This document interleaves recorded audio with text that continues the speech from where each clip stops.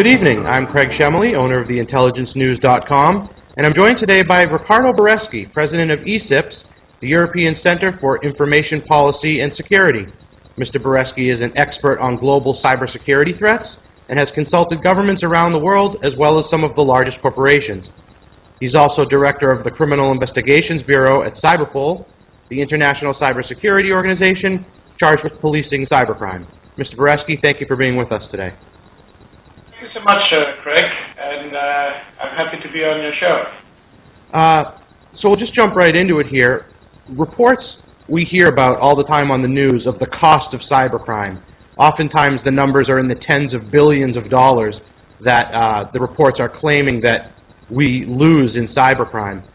Since most of the time what's really being stolen is just information, how do you determine the dollar figure that's been stolen via cybercrime, and do you believe that most of the numbers are accurate that are being reported?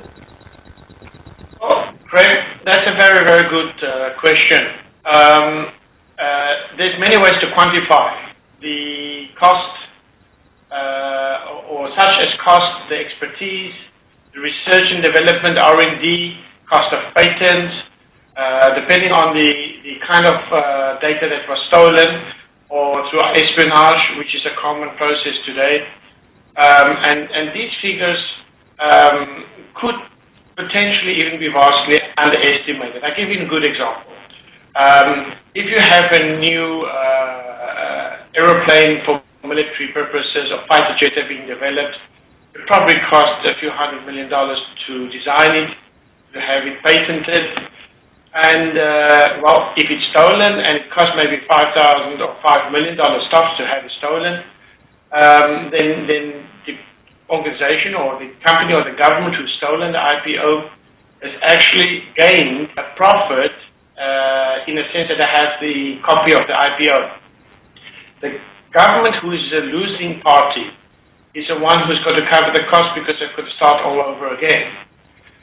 So one of the hurdles and problems at the moment is that government is not adequately protected against the risk of espionage.